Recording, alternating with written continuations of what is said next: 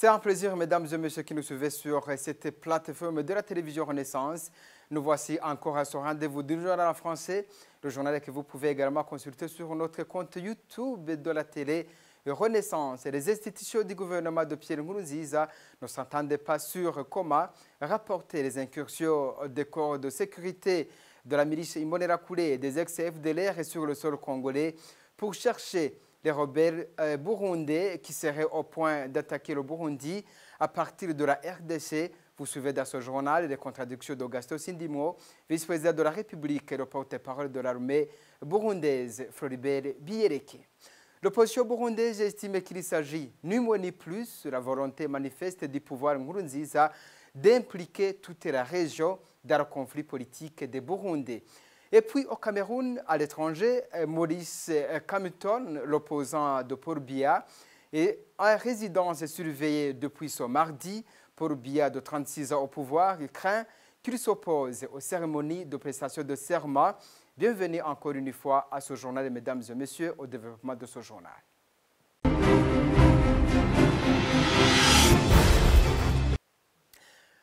Au développement de ce journal, depuis quelques jours, le gouvernement burundais envoie des militaires mélangés avec des Imbonerakure et des FDLR pour traquer des groupes rebelles burundais en RDC. En fait confirmé par l'arrestation des militaires burundais par l'armée congolaise et un communiqué du groupe rebelle Les Tabara rendu public ce lundi qui rapporte des affrontements entre le groupe rebelle et l'armée congolaise la semaine dernière, une situation qui inquiète plus d'un. C'est le cas de Pancras Chimhaye pour l'ancien porte-parole de la plateforme de l'opposition Sinarède en exil. C'est la preuve que la paix chantée par le pouvoir de Bujumbura est loin d'être une idéalité. Je vous propose de le suivre. Bon, encore une fois, c'est une propagande qui tranche avec la réalité. Parce que s'il y avait la paix au Burundi, Nkurunziza ne fermerait pas la route pendant 4 heures avant qu'il ne passe. S'il y avait la paix au Burundi, Nkurunziza ne passerait pas plus de 3 ans sans sortir du Burundi. Et s'il y avait la paix au Burundi, tous les cortèges qu'on voit des responsables de ce pouvoir de facto de Bujumbura, ce sont des cortèges qui sont à grande majorité accompagnés par une armada de policiers et de militaires, avec des armes d'équipe, des armes d'appui, un arsenal militaire qui accompagne ces autorités. Est-ce que dans un pays où il y a la paix, pourquoi est-ce que ces responsables doivent être accompagnés par autant d'hommes armés? S'il y avait la paix, je pense qu'effectivement, Nkurunziza ne prendrait pas cette décision d'envoyer des troupes au Congo pour aller chercher des résistants, des hommes qui ont choisi le langage de Nkurunziza, le langage des armes, à son refus, qui oppose à son refus de négocier, de trouver une solution par la voie des négociations, qui ont choisi de prendre les armes. S'il y avait la paix, si Nkurunziza était tranquille, il n'irait pas jusqu'à chercher ses hommes au Congo. Donc c'est pour vous dire que aujourd'hui, plus qu'hier, tout le monde est conscient, tout le monde est au courant qu'il n'y a pas la paix au Burundi. Aujourd'hui, où on parle de la présence des militaires burundais au Congo à raison de chasser les mouvements armés de l'aide Tabara faisant étant d'une probable attaque au Burundi, Floribert Biyereke nie ces informations et dit ne pas reconnaître ces mouvements. Suivez le colonel Floribert Biyereke, il est le porte-parole de l'armée burundaise. Nous ne sommes pas au courant de toutes ces informations. Nous nous occupons de la sécurité burundaise. La sécurité du Congo est aux mains des Congolais eux-mêmes. On ignore également ce mouvement d'Oré de Tabara. Je vous le dis encore, on ne connaît pas ces informations. La sécurité congolaise est assurée par le gouvernement du Congo. Le Burundi ne dépasse pas les frontières. C'est une chose qui ne nous regarde pas du tout. Mais nous avons notre part dans la recherche de cette dernière. Je vous le répète, ce sont des informations qui circulent sur les réseaux sociaux pour déstabiliser le peuple burundais. Alors, je ne pourrais pas nier cela si c'était une réalité, car c'est nous le garant de la sécurité des frontières. Les mouvements qui ont pris les armes pour combattre le pouvoir de Bujumbura n'existent pas. Si ces mouvements s'observent au Congo, la MONUSCO est là pour cette affaire. Sache que la MONUSCO ne nous donne pas un rapport de ce qui se passe là-bas. abo rero iyi raporo ntibayatwe. Nous devons cette intervention du porte-parole de l'armée burundaise à nos confrères de la radio Voix de l'Amérique. Il y a quelques jours, le gouvernement reconnaissait l'existence de groupes rebelles qui attaquent le pays à partir de la République démocratique du Congo. C'était par la voix du premier vice-président de la République, Gaston Sindimo. Suivez. Nous avons constaté qu'il y a des groupes terroristes qui pillent la partie est de la RDC où nous observons les ADF, les Interahamwe et d'autres mouvements terroristes qui opèrent à travers la RDC. Et vous savez très bien que le Burundi est frontalier de la RDC et nous subissons quelquefois des attaques de ces terroristes et nous avons adopté des mécanismes de pouvoir barrer la route de ces mouvements terroristes dans cette région. Et c'est pourquoi nous avons mandaté le président Yoweri Kaguta Museveni d'aller à Kinshasa pour rencontrer le président Kabila afin de définir les moyens pour mettre fin à ces terroristes. Et nous sommes prêts à y contribuer pour sécuriser notre frontière. Nous retrouvons Pancras Chimaye, ancien porte-parole de la plateforme de l'opposition en exil Sénared, pour qui la tendance belliqueuse du gouvernement burundais annihile les chances du processus de paix. Suivez Pancras Chimaye. Le processus de dialogue n'existe plus.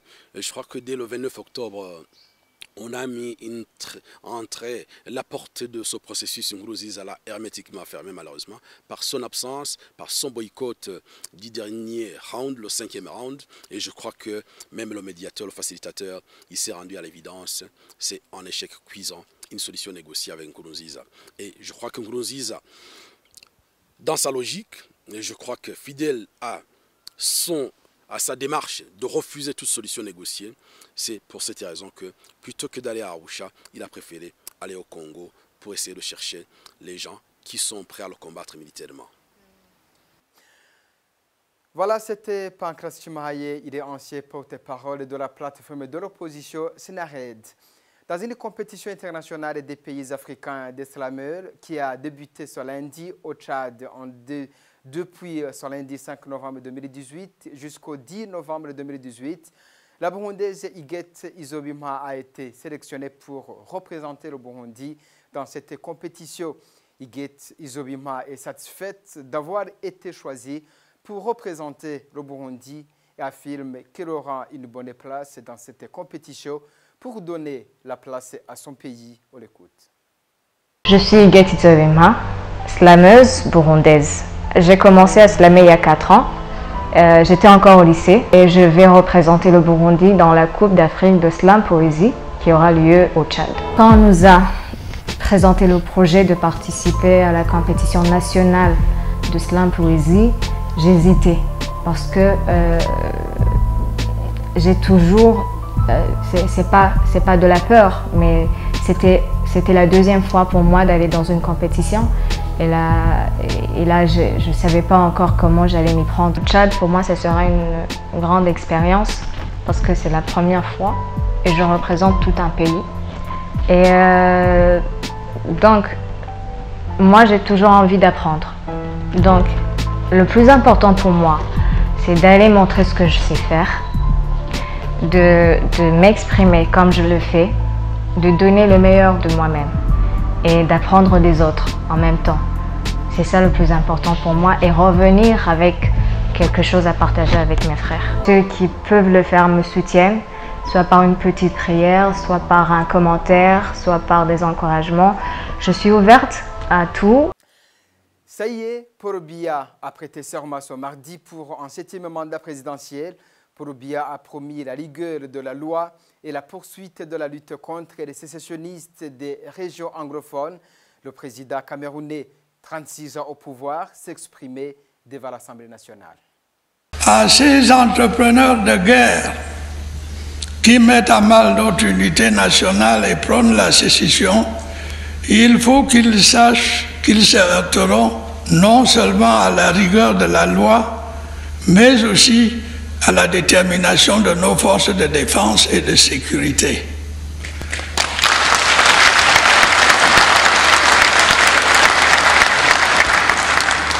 Je leur lance un appel à déposer les armes et à retrouver le droit chemin.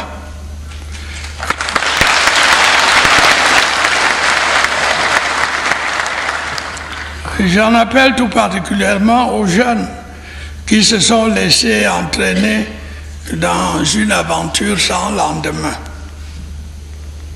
Il ne fait l'ombre d'aucun doute que le destin de nos compatriotes du Nord-Ouest et du Sud-Ouest s'inscrit dans le cadre de notre République. Fort du soutien du peuple camerounais tout entier et persuadé qu'il existe une issue ignorable dans l'intérêt de tous, je ferai en sorte que le calme et la sérénité reviennent dans les deux régions concernées, dans le respect des institutions dont je suis le garant.